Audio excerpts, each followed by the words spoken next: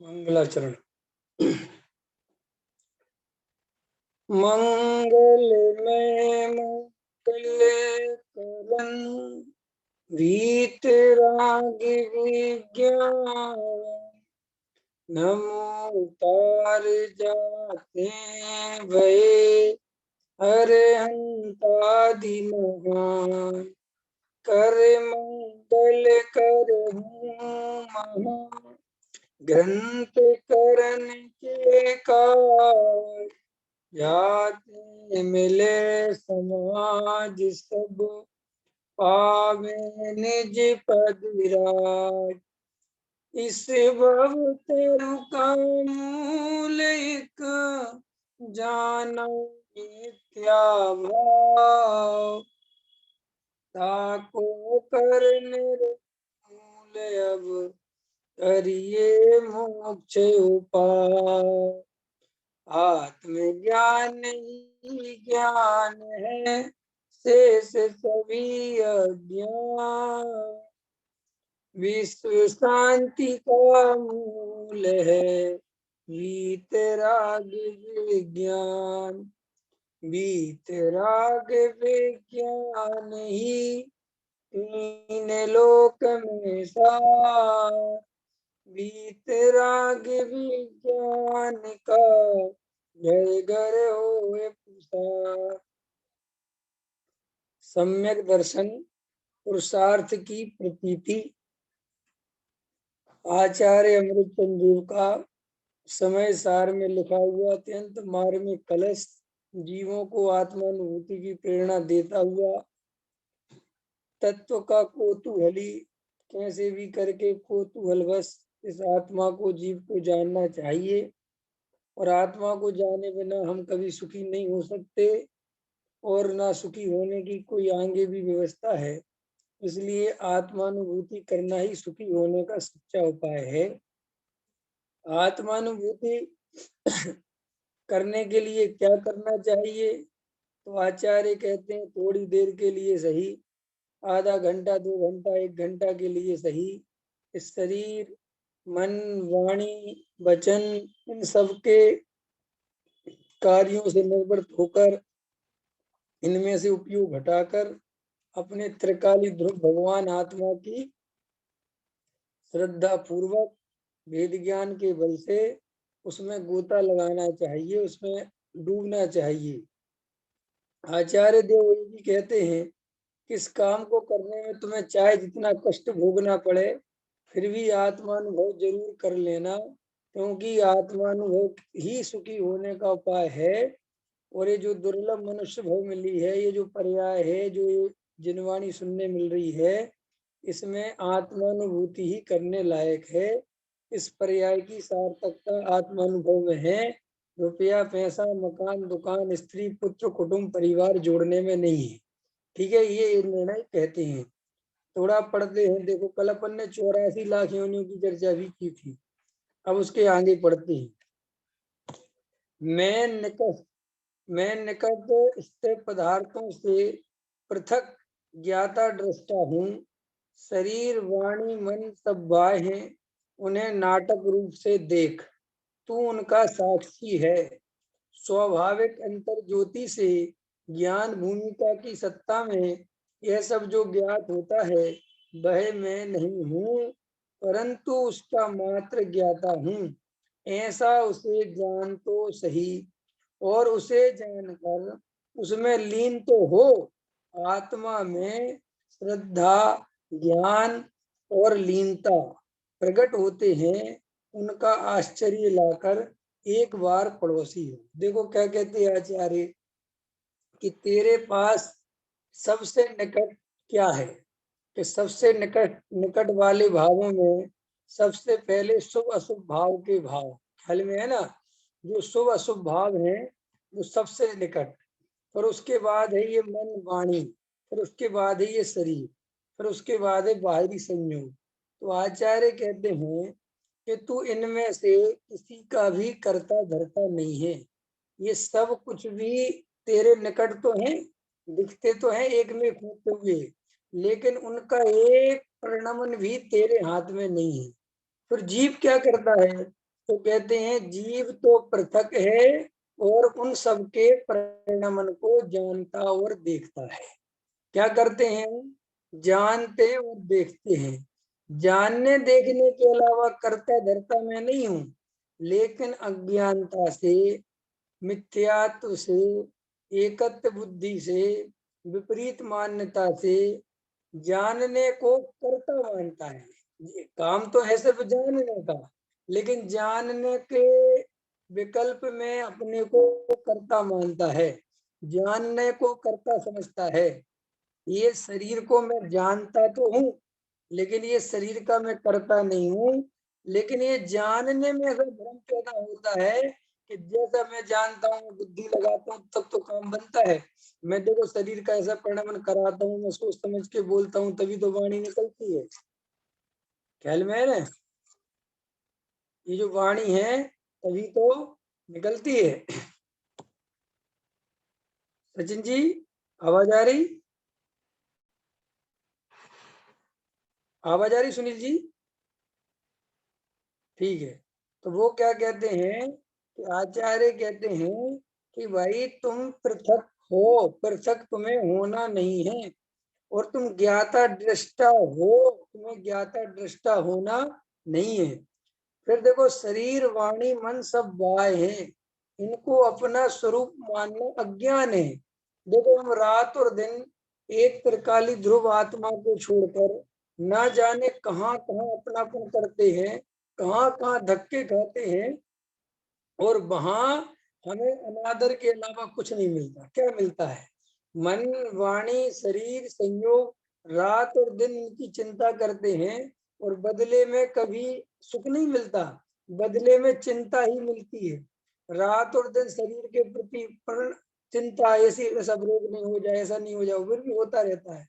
तो आचार्य कहते हैं ये सब बाह्य पदार्थ हैं, मन में चलने वाले भाव तुम्हारे नहीं है। तुम इतने परेशान मत हो कि जो भाव मेरे हैं और इन भावों का फल कुछ नहीं। उन परिणामों से भेद ज्ञान करना जीव का कार्य है, परिणामों को बदलना जीव का कार्य नहीं है। ख्याल में आ रहा कि नहीं आ रहा? देखो सुनील जी, जीव क्या गलती करता है? जीव हमेशा परिणमन का कर्ता बनता है, पर्यायों का कर्ता बनता है। इसके कारण अपने ज्ञान स्वभाव को नहीं देख पाता, इसके कारण उसे शुद्धात्मा के दर्शन नहीं होते।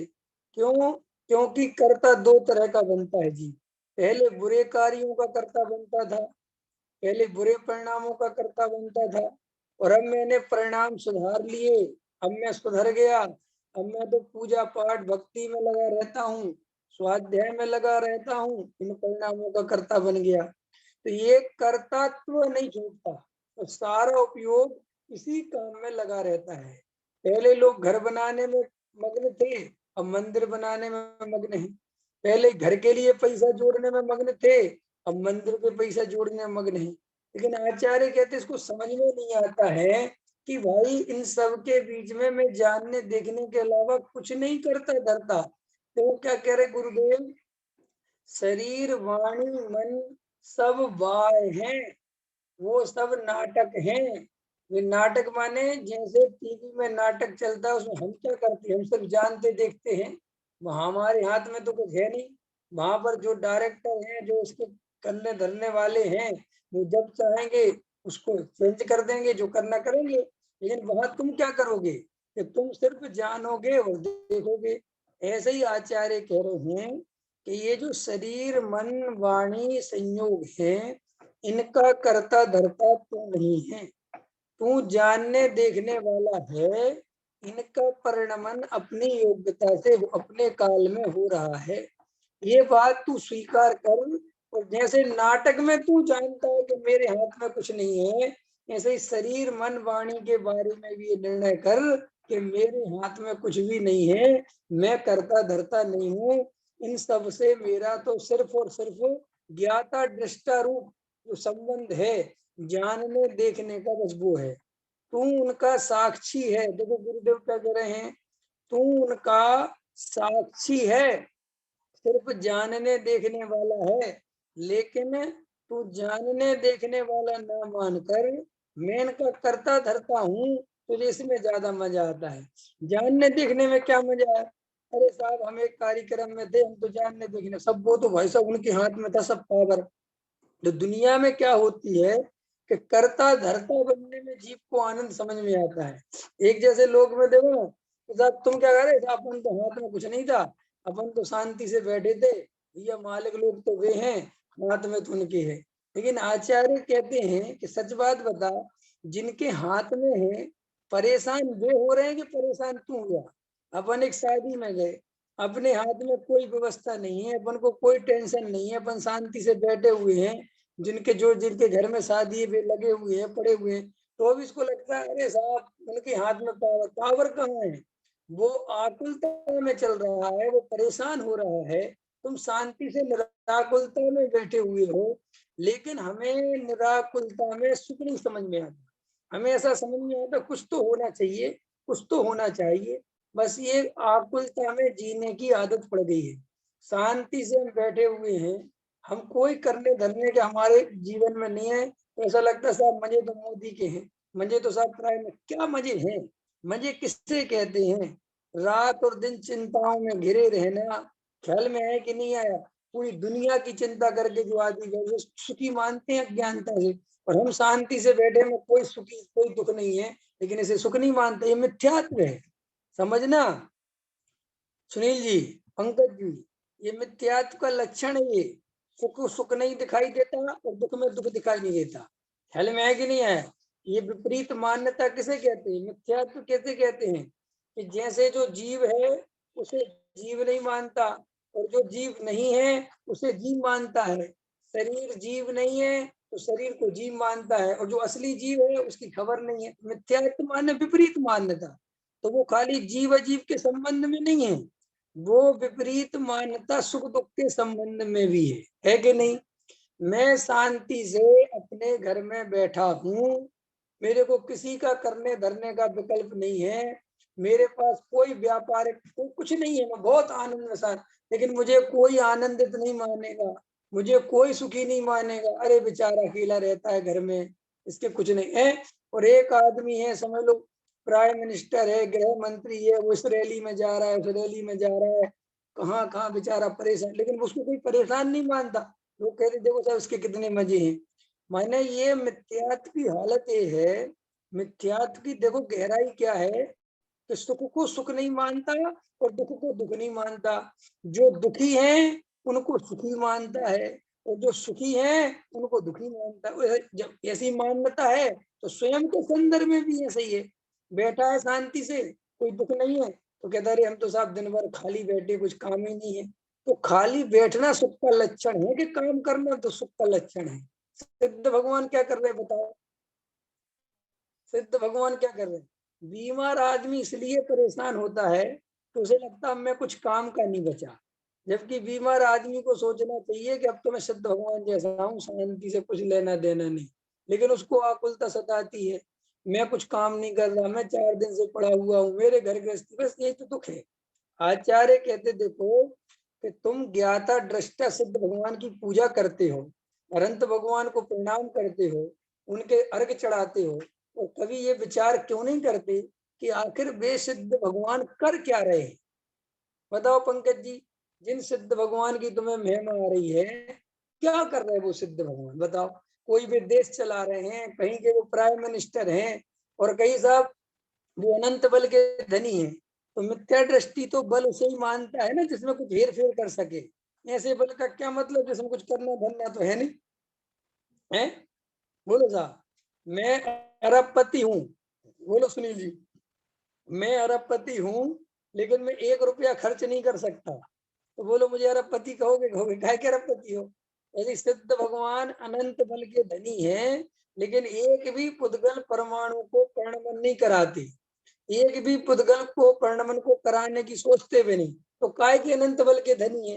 अरे हम तो अनंत बल के धनी उसे कहे ना कि जो कुछ हेर फेर कर सके। मोदी बहुत पावरफुल व्यक्ति है, तो क्या पावर है? तो साहब वो कानून बदल सकता है, वो नोटबंदी कर सकता है, वो रोड बदल सकता है, वो रास्ते बदल सकता है, वो पूरा देश की व्यवस्थाएं बदल सकता है। हम तो पावरफुल इसे कहते हैं।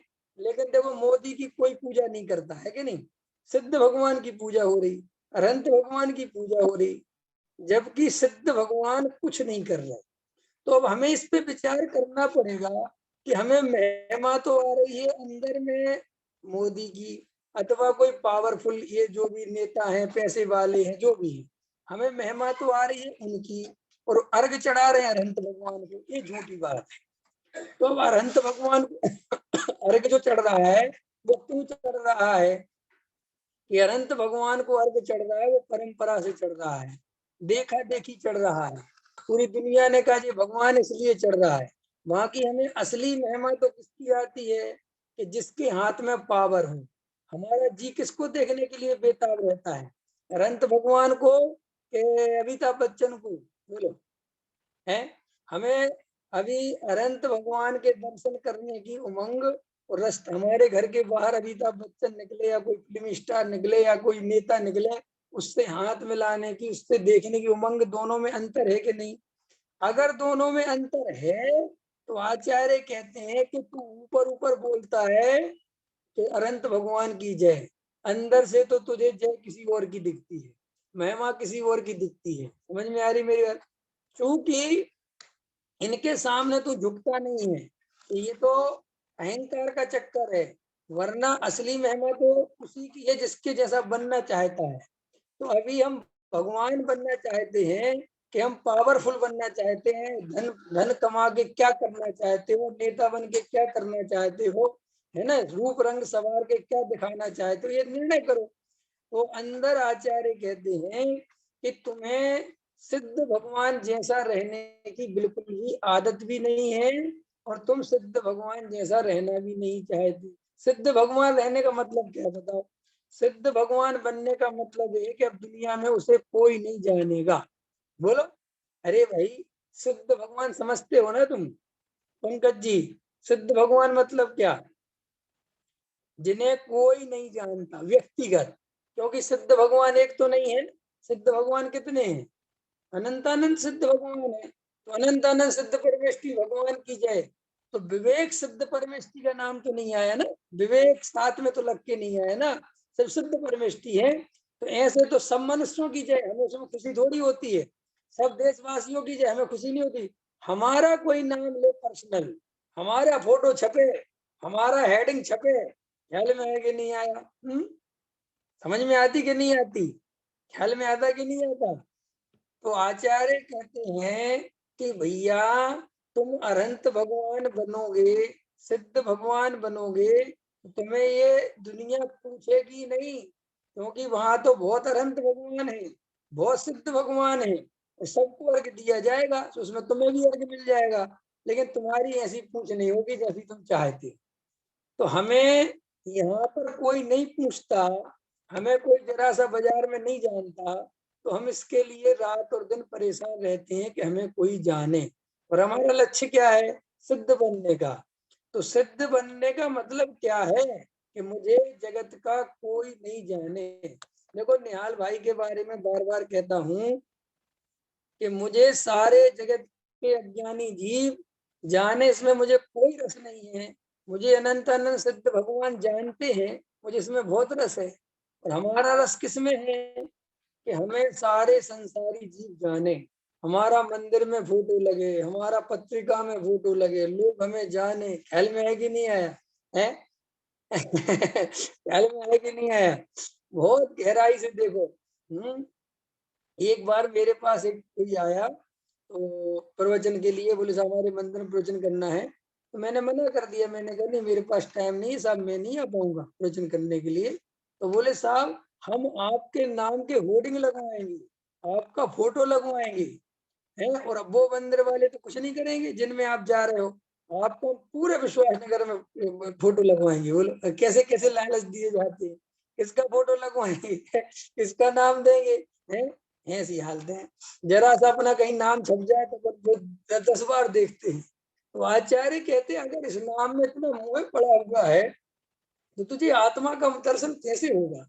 तुझे बाहर में इतनी गहरी रुचि पड़ी हुई है।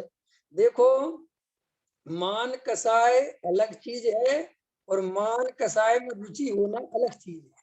ख्याल में आया कि नहीं आया है? समझना, गहराई से बात समझनी पड़ेगी। देखो भाई, कसाएं कितनी हो, आत्मा की रुचि सच्ची हो तो कसाय कुछ नहीं कर लेती। और अगर आत्मा की रुचि नहीं हो और कसाय द्रव्यलिंगी मुनि कितनी मंद हो, ख्याल में, तो भी वो जीव का बिगाड़ करती है। इसीलिए गहराई से आत्मा की रुचि चाहिए। अब देखो तो क्या कहते हैं, तू नाटक रूप से देख, तू उनका साक्षी है। पंकज जी, हम पर द्रव्य के साक्षी हैं कि कर्ता? साक्षी है ना सुनील जी? साक्षी है, कर्ता नहीं है। कर्ता मानते हैं, समझ में आया? जीव कर्ता, देखो ऐसे मत सोचना कि कर्तापन छोड़, जीव कर्ता मानता है, कर सकता कुछ नहीं। जैसे सुनो, अनंत भगवान कुछ नहीं कर रहे ना, ऐसे हम भी कुछ नहीं कर रहे, घबराना मत। जैसे सिद्ध भगवान कुछ नहीं कर रहे, ऐसे हम भी नहीं कर रहे। समझना बहुत गहराई से, बिल्कुल गहराई समझना। सिद्ध भगवान जैसे कुछ नहीं कर रहे, ऐसे ही मैं नहीं कर रहा। अनंत भगवान जैसे कुछ नहीं कर रहे, बिल्कुल ऐसे ही बिल्कुल मैं भी नहीं कर रहा। फिर क्या दिक्कत है कि भैया वे जैसे हैं, वे अपने को वैसा ही देख रहे हैं, वैसा ही मान रहे हैं प्रमोद जी। और हम जैसे हैं, हम वैसा अपने को नहीं मान रहे, बस सीधी बात। वे कह रहे हैं कि हम करता धरता नहीं है, क्योंकि हम करते धरते हैं भी नहीं और हम नहीं भी हैं। और हमारे साथ क्या है कि हम करता धरता तो नहीं है, लेकिन अपने को करता धरता मानते हैं। अंतर समझ में आया? तो असली सजा तो ये मानने की है, करने धरने की थोड़ी है।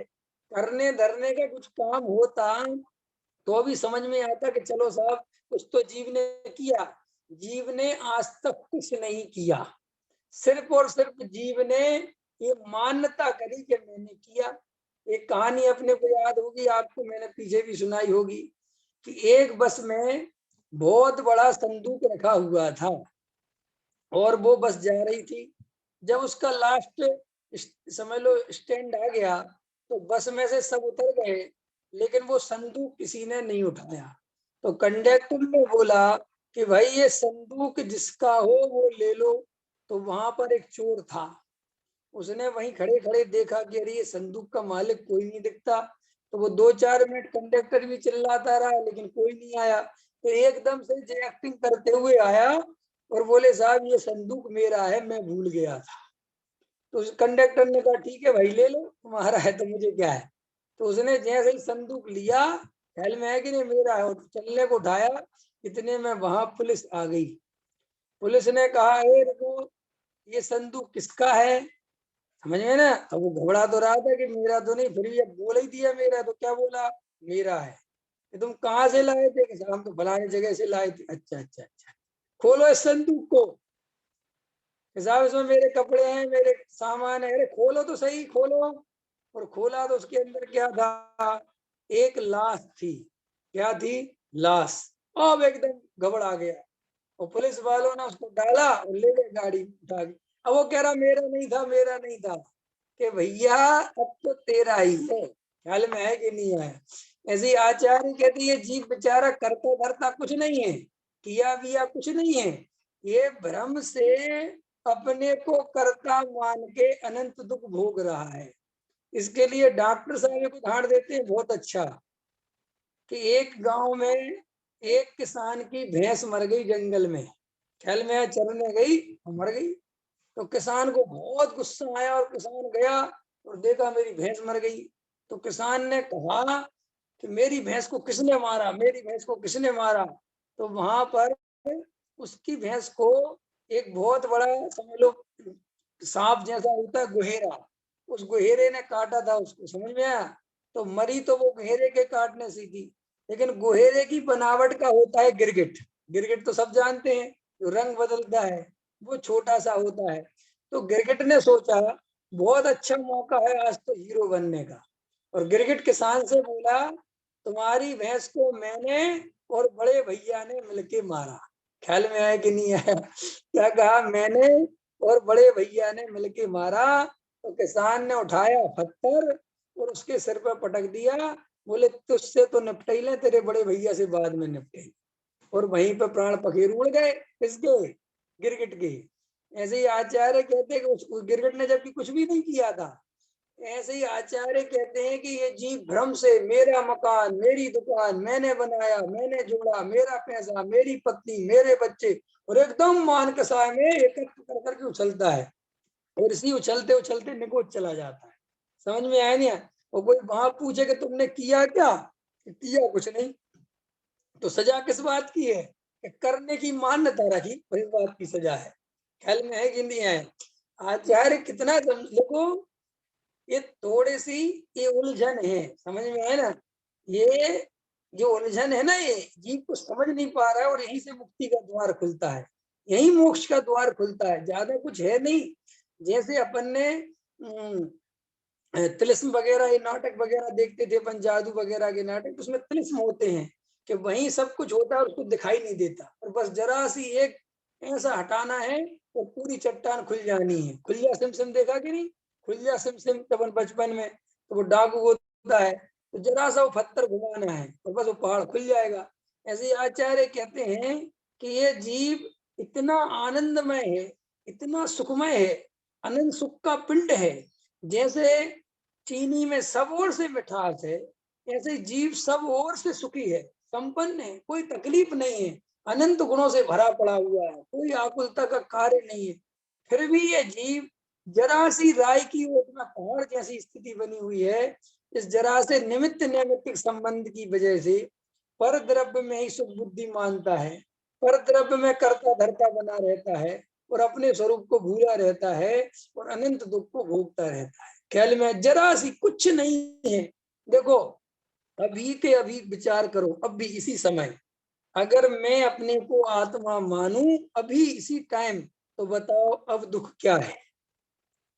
देखो, बदला तो कुछ भी नहीं, ये शरीर भी वहीं का वहीं है, घर भी वहीं का वहीं है, पत्नी बच्चे मकान दुकान भी वहीं है।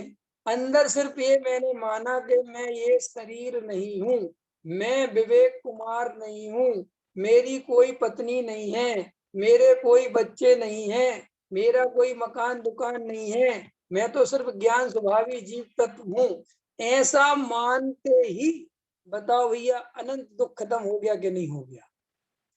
क्योंकि जिस जिसकी चिंता चल रही है, वो जब तक पर्याय का चश्मा नहीं पहनते तब तक वो चिंता हो ही नहीं सकती।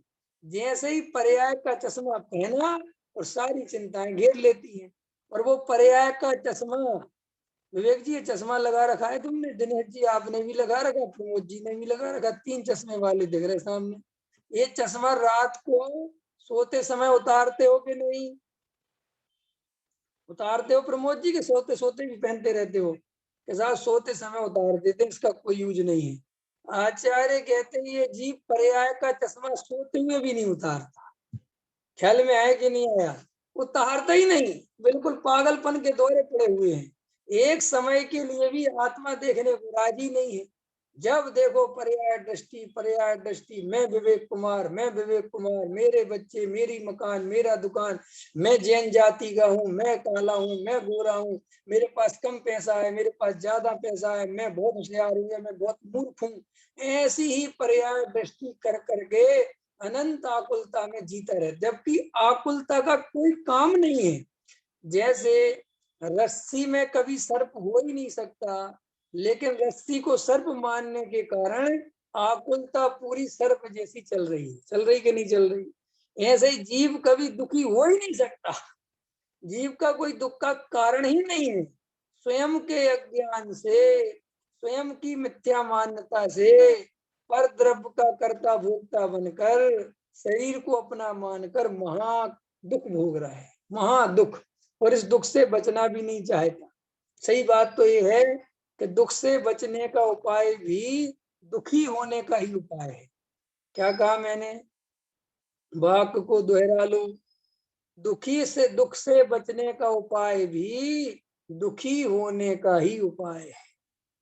और ये अज्ञान के कारण ऐसा लगता है कि मैं सुखी होने का उपाय कर रहा हूँ। अच्छा बताओ, अपन दोनों सुखी होने का उपाय कर रहे हैं कि नहीं कर रहे? बताओ, हम सब लोग सुखी होने का उपाय कर रहे हैं कि नहीं कर रहे भैया? हैं सचिन जी, कर रहे कि नहीं कर रहे? कर रहे कि नहीं कर रहे? नहीं कर रहे? कर तो रहे, रात और दिन मान तो रहे कि थोड़ी बहुत तो दिमाग लगा रहे हैं। आज नहीं तो कल काम बन जाए। देखो ये मान्यता कितनी पागलपन की है, इससे ज्यादा मिथ्यात्व और क्या हो सकता है। गहराई से विचार करो पंकज जी, 50 साल की उम्र में कम से कम ये निर्णय तो हो जाना चाहिए कि उपाय सुखी होने का नहीं है, इतना तो निर्णय होना चाहिए है। इतनी तो बात समझ में आनी चाहिए कि नहीं आनी चाहिए कि ये सुखी होने का उपाय नहीं है। बोलो।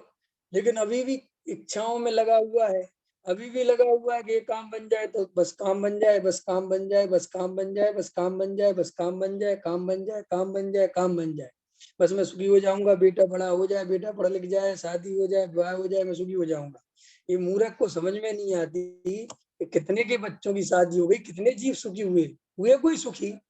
और फिर जब बुढ़ापा घेर लेता है, जब शरीर ठीक चल जाए, हे भैया थोड़ी सी रोटी पच जाए, हे भैया थोड़ा चलता फिरता बना रहा हूँ, बस चलते फिरते मर जाऊं और कोई इच्छा नहीं है, किसी के कंधे पर किसी के बोझ नहीं बनूं, बस ऐसे ऐसे करते करते वो खत्म हो जाता है। पहले संसार चलाने का उपाय करता है, फिर ये संसार चल जाता है, फिर इस संसार को छोड़ के कैसे जाऊं, कैसे करूं, इसके उपाय करता है, और सुखी कहीं होता नहीं। तो आचार्य क्या कहते, देखो तू उनका साक्षी है स्वाभाविक अंतर ज्योति से। क्या कह रहे, स्वाभाविक अंतर ज्योति से ज्ञान भूमिका की सत्ता में। ओ क्या शब्द लिए गुरुदेव ने, स्वाभाविक अंतर ज्योति से। ये स्वाभाविक अंतर ज्योति क्या है? स्वाभाविक अंतर ज्योति समझते हो? स्वाभाविक अंतर ज्योति माने जो जीव का स्वभाव है। स्वाभाविक माने होता है जो नेचुरल, जो जो करने धरने किसी निमित्त से नहीं हुआ, जीव का जो स्वयं का स्वभाव है, स्वयं की अंतर ज्योति है। कैसी है अंतर ज्योति? अंतर ज्योति से माने ज्ञान दर्शन की ज्योति से ज्ञान भूमिका की सत्ता में। देखो, ज्ञान की ही ज्योति, ज्ञान की ही भूमिका, ख्याल में, ज्ञान का ही तेल, ज्ञान की ही बाती, ज्ञान की ही ज्योति, ज्ञान का ही प्रकाश, ज्ञान में ही प्रकाश। ख्याल में सटकारक समझ में आते कि नहीं आते? कोई अन्य द्रव्य का, अन्य पर्याय का सहारा लेना नहीं। ज्ञान को, ज्ञान में, ज्ञान के लिए, ज्ञान के द्वारा, ज्ञान में से। ख्याल में आया कि नहीं आया? कर्ता कर्म समझ में आता? ज्ञान ने, ज्ञान को, ज्ञान के द्वारा, ज्ञान के लिए। समझना ध्यान से कि ज्ञान ने, ज्ञान ने माने किसने, किसने ये काम किया, कि ज्ञान ने किया। किसके लिए किया, माने उसका कर्म क्या है? तो कहते साहब ज्ञान के लिए ही किया। ज्ञान ने ज्ञान को किससे किया? कि ज्ञान के द्वारा ही किया। किसके लिए किया? कि ज्ञान के लिए किया। कि आधार क्या है? किसके आधार से किया है? कि साहब ज्ञान में से ही किया है। उसका आधार भी कौन है? ज्ञान है, कोई दूसरा आधार नहीं है। इसलिए अंतर ज्योति से ज्ञान भूमिका की सत्ता में, ज्ञान भूमिका की सत्ता में यह सब जो ज्ञात होता है वह मैं नहीं हूं। देखो, ज्ञात जो होता है, जो जानने में आता है, वो मैं नहीं हूं, जो जानता है वो मैं हूं। ख्याल में है कि नहीं आया भाई? क्या गजब! राग द्वेष क्रोध मान माया लोभ शरीर संयोग, ये सब ज्ञान में झलक रहे हैं। आचार्य कहते हैं उन ज्ञेयों को मुख्य मत कर, उन ज्ञेयों के आकार को मुख्य मत कर, उन आकारों को गौण करते हुए भी ज्ञान को ही मुख्य कर। अब ज्ञान को मुख्य करने का उपाय क्या है? कि ज्ञेयाकार मत देखो, ज्ञानाकार देखो। क्या देखो? ज्ञेयाकार मत देखो, ज्ञानाकार देखो। कि ज्ञानाकार मतलब क्या होता है? कि वहां पर वे जो हमारे ज्ञान में, सपोज करो ये शरीर झलक रहा है, तो ये शरीर का आकार मत देखो, वहां ये देखो कि ये ज्ञान का ही परिणमन है, ज्ञान का ही कार्य है, ये ज्ञान ही है। तो वहां ज्ञेय को मुख्य ना करके ज्ञाता को मुख्य करो। जैसे देखो उदाहरण देता हूं, तुम्हें उदाहरण समझ में आएगा।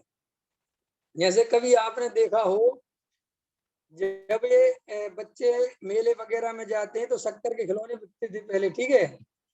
तो उसमें घोड़ा होता था, हाथी होता था, और पता नहीं क्या क्या होता था, कृष्ण होते थे, संग सब होते थे दुनिया भर समय बिकते थे। अब उसमें जो बच्चा है वो कह रहा है कि पापा हाथी भी ले लो, पापा घोड़ा भी ले लो, पापा गाय भी ले लो, पापा भैंस, वो कह रहा है बेटा। और पापा को क्या दिख रहा है वहां? क्यों संजय जी, कभी घड़िया गुल्ला खाए कि नहीं खाए तुमने? घड़िया गुल्ला बचपन में मेले में मिलते थे अपने घर। तो जो घड़िया गुल्ला होते थे तो वो चीनी के होते हैं। तो तुम्हें चीनी के अलावा कुछ नहीं दिखता? ख्याल में आया? जो बड़े पुरुष होते हैं, जो बड़े लोग होते हैं, बच्चों को तो वे आकार दिखते हैं, गाय दिखती है, बैल दिखता है, भैंस, तो सब दिखता है। लेकिन बड़े लोगों को क्या दिखता है? सिर्फ और सिर्फ चीनी। बड़े लोगों को क्या दिखाई देती है? चीनी। वो तो ऐसे बड़े लोग बोलते भी हैं। हमें अच्छे से ध्यान है, कभी हमें बचपन में याद है, तो हमारे जब बाबा थे या फिर कोई मेला वगैरह, तो वो इस तरीके से नहीं पूछते थे कि ये घड़िया गुल्ला क्या भाव है। वो पता क्या पूछते थे? चीनी क्या भाव दे रहे हो? ये समझ में है ना?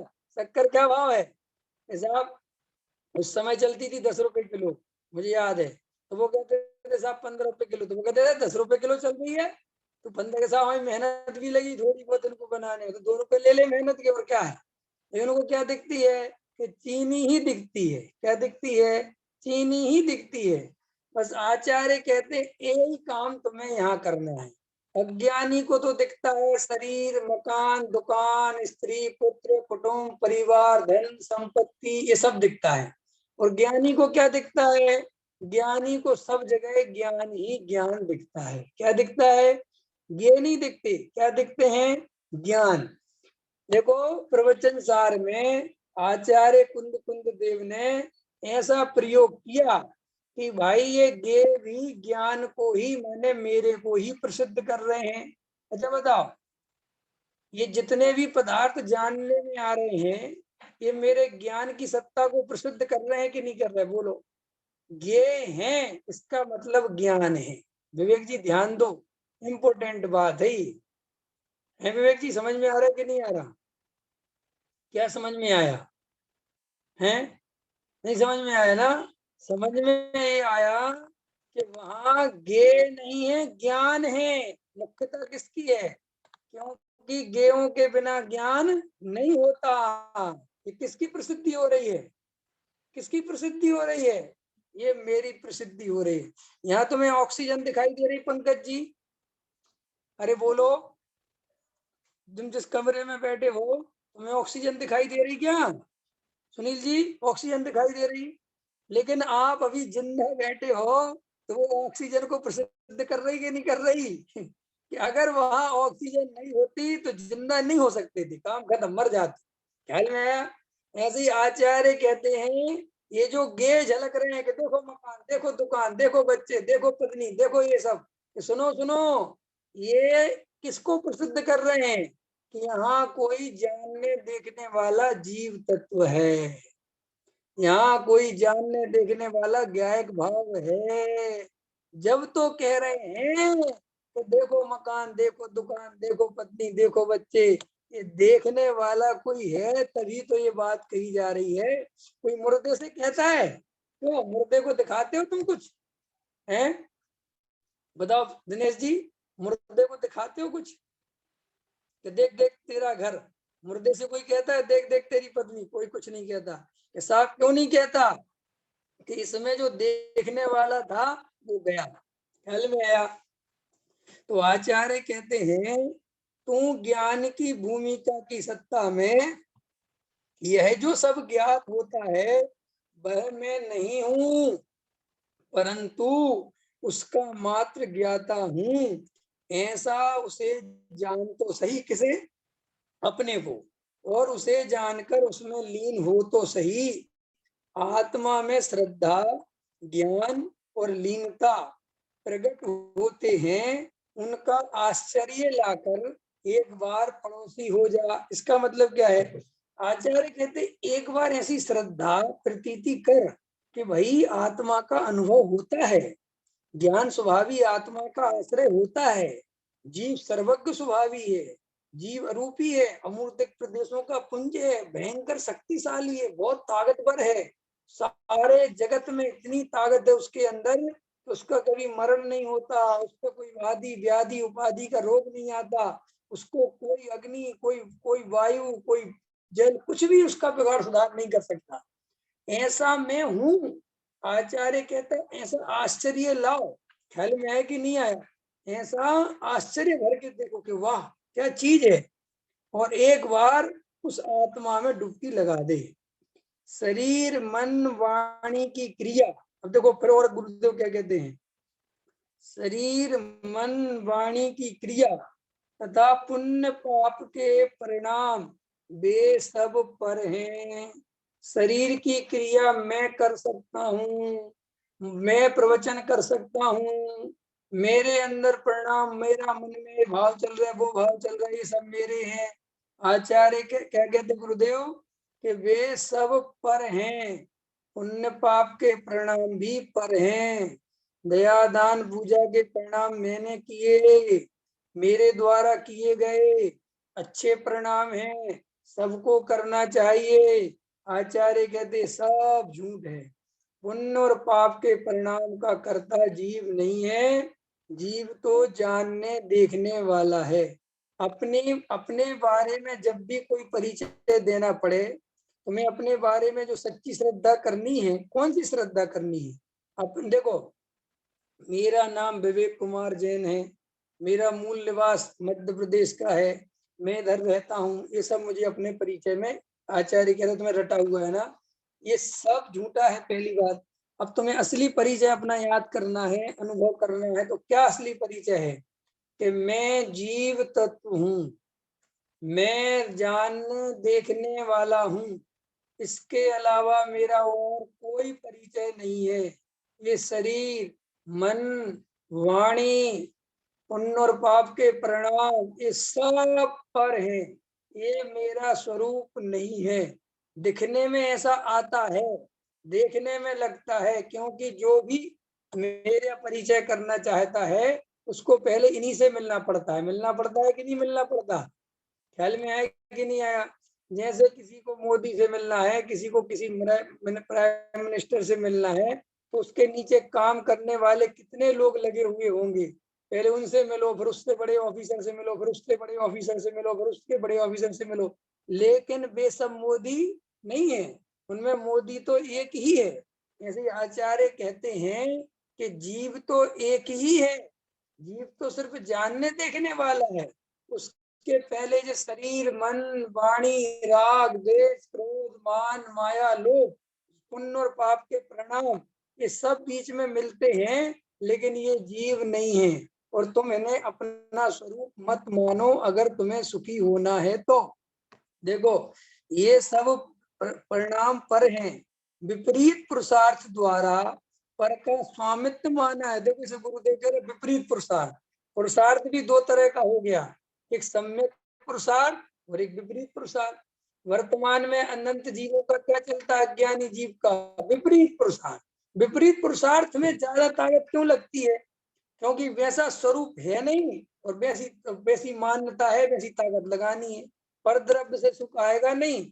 अजय बताओ संजय जी, एक प्रश्न है, रेत रेत समझ गए ना, रेत अगर रेत में से तेल निकालें तो मेहनत ज्यादा लगेगी कि तिल में से तेल निकालें तो मेहनत ज्यादा लगेगी? बोलो। रेत को पहलेंगे तो तेल निकलेगा नहीं, पहली बात पक्का है ना, तेल कभी निकलेगा नहीं, और मेहनत कई गुना लग जाएगी, और तिल में से तेल निकलेगा भी और इतनी मेहनत भी नहीं लगेगी। समझ में आया नहीं? ऐसे ही जीव पर द्रव्य से सुखी होगा नहीं, और पर द्रव्य से सुखी होने के चक्कर में रात और दिन पागल हो जाएगा और सुख मिलेगा नहीं। और जीव अपने स्वरूप में जाएगा तो वहां सुख भी मिलेगा और मेहनत भी नहीं लगेगी। लेकिन अपन को तो भाई आदत पड़ी है ना उल्टे चलने की, विपरीत मान्यता की आदत है ना, तो दो गुरुदेव क्या ले रहे, विपरीत पुरुषार्थ द्वारा पर का स्वामित्व माना है, विकारी भावों की ओर तेरा लक्ष्य है। ओहो, विकारी भावों की तरफ लक्ष्य है, ये तो गुरुदेव जैसे ही महापुरुष कह सकते हैं, मैं तो नहीं कह सकता विकारी भावों की तरफ लक्ष्य है, क्योंकि विकारी भावों की तरफ लक्ष्य होना भी बहुत बड़ी बात है। अभी तो सीधा पुद्गल की तरफ लक्ष्य है, मकान दुकान पैसा धन स्त्री कुटुंब परिवार इनको सुखी करना है, इनसे अपने को बड़ा करना है, और इनके पीछे रात और दिन लगना है, अभी तो लक्ष्य है। ये विकारी भावों पे लक्ष्य तो दूसरे नंबर का स्टेप है, अभी तो पहले नंबर का स्टेप भी पार नहीं हो रहा। ख्याल में आया कि नहीं आया है? जो द्रव्यलिंगी मुनि है, जो इस जड़ की क्रिया वाले हैं, ये दूसरे नंबर के स्टेप पे लगे हुए हैं, शुभ भावों का लक्ष्य करके बैठे हैं। अशुभ भावों से बचना है और शुभ भाव करना है, अशुभ परिणाम नहीं हो जाए, वरना नरक में जाना पड़ेगा, कोई गलती नहीं हो जाए, कोई क्रिया नहीं बिगड़ जाए, कोई भंग नहीं हो जाए, है? दूसरे नंबर के अज्ञानी वो है। ख्याल में आया ना? फिर आचार्य कहते हैं कि तीसरे नंबर के अज्ञानी वो हैं जो मैं ज्ञान हूं, मैं दर्शन हूं, मैं चारित हूं, मैं ये हूं, मैं वो हूं, मैं तो ऐसा हूं, उस विकल्प को मुझे वे भी अज्ञानी। फिर ज्ञानी कौन है? जो अनादि अनंत नित्य शुद्ध एक ज्ञायक भगवान आत्मा का अवलंबन करता है और अखंड पूर्ण पूर्ण परिपूर्ण ज्ञायक भगवान हूं ऐसी श्रद्धा करता है। मेरे में कोई भेद प्रभेद नहीं है, मैं मात्र ज्ञाता दृष्टा हूँ, ऐसा अखंड ज्ञायक स्वभाव का दृढ़ निश्चय करके अखंड श्रद्धा में लीन होता है। श्री गुरु कहते ज्ञानी तो वो है। अभी देखो हमारी क्या हालत है कि भाई अपने लक्ष्य को देखो, लक्ष्य माने रुचि, रुचि माने सुख बुद्धि, सुख बुद्धि माने अपना टारगेट क्या चल रहा है। पैसा होगा तो मैं सुखी होऊंगा, पैसा नहीं होऊंगा तो मेरा क्या होगा, मेरे पास बहुत संपत्ति होगी तो मैं सुखी होऊंगा, अगर मेरे पास संपत्ति नहीं होगी तो क्या होगा, मेरा समाज में एक नाम होना चाहिए, अगर मेरी समाज में पद प्रतिष्ठा नहीं रहेगी तो मेरा क्या होगा, मेरे बच्चे अच्छे संस्कार वाले होने चाहिए, मेरे बच्चे अच्छे आगे निकलना चाहिए, उनकी बढ़िया शादी विवाह होना चाहिए, उनकी बढ़िया नौकरी होना चाहिए, उनके पास अच्छा व्यापार होना चाहिए, है ना, हमारी बिटिया ऐसी होनी चाहिए, उसको अच्छा घर मिलना चाहिए। ये सब देखो अंदर गहराई में आचार्य कहते हैं कि अगर तुम्हारे अंतरंग में ज्ञायक भगवान आत्मा की रुचि नहीं है और इन्हीं सब में रुचि पड़ी हुई है तो ये सब पर द्रव्य के ही लक्ष्य हैं।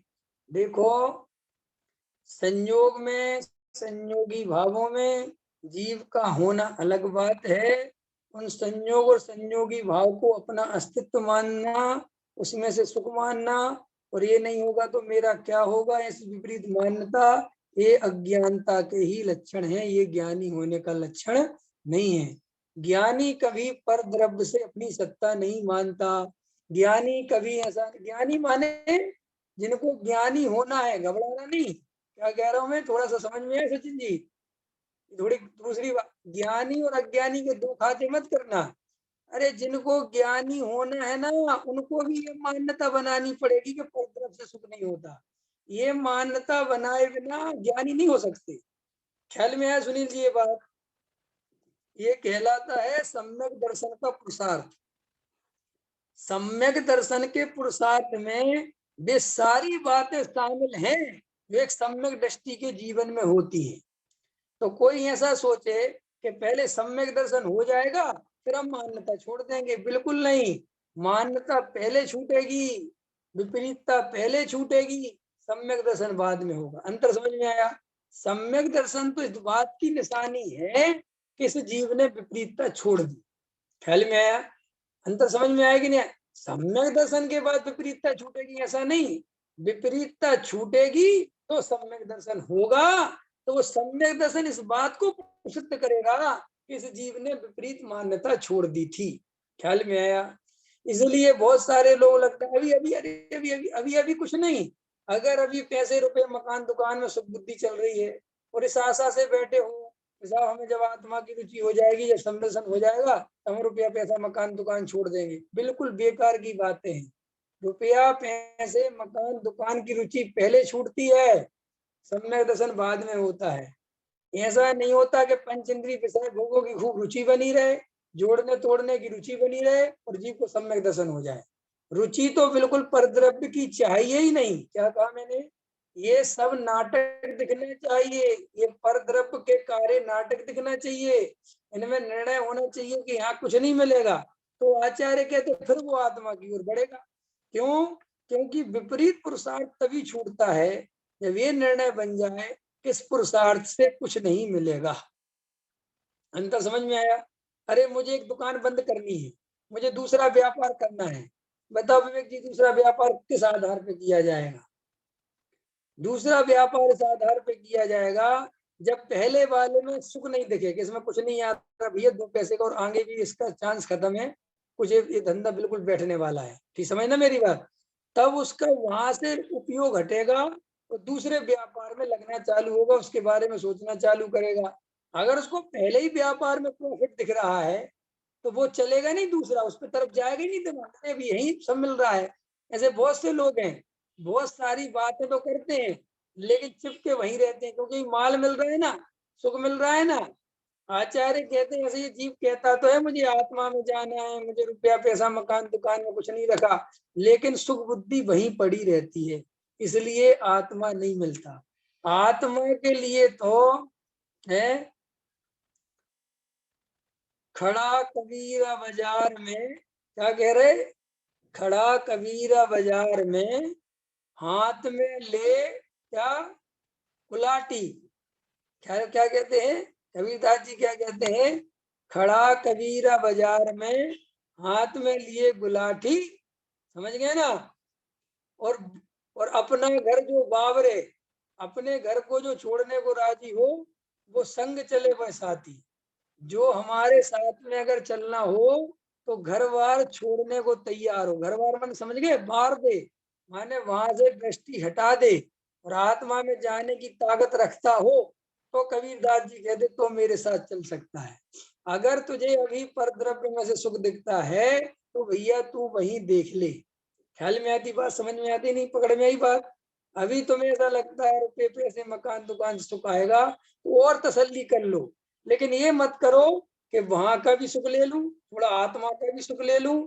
ऐसे में माया मिली न राम, दुविधा में दोनों गए, माया मिली न राम। थोड़ा आत्मा भी मिल जाए, थोड़ा पैसा भी जोड़ लूं, थोड़ा आत्मा भी मिल जाए, थोड़ा पैसा भी जोड़ लूं, बस ये नहीं चलेगा। तो व्यापार धंधा करें कि नहीं करें, व्यापार धंधे की रुचि छोड़ो, करने धरने की बात ही कहाँ आ गई, क्या कहा मैंने, व्यापार धंधे की रुचि छोड़ो, रुचि छोड़ो माने सुख बुद्धि छोड़ो, उसके प्रति ऐसे बीतराग भाव से समझ लो कि हाँ मुझे कुछ नहीं मिल रहा, ठीक है परवस्था है, करना पड़ेगा, लेकिन ये कोई सुख का कारण नहीं है।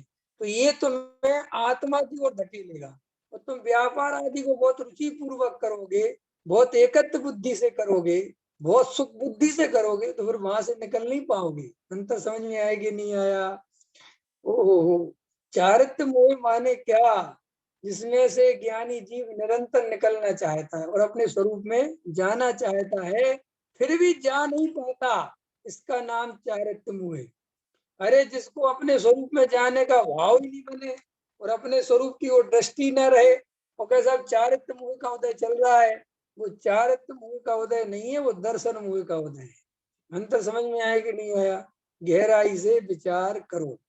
सहजानंदी शुद्ध स्वरूपी अविनाशी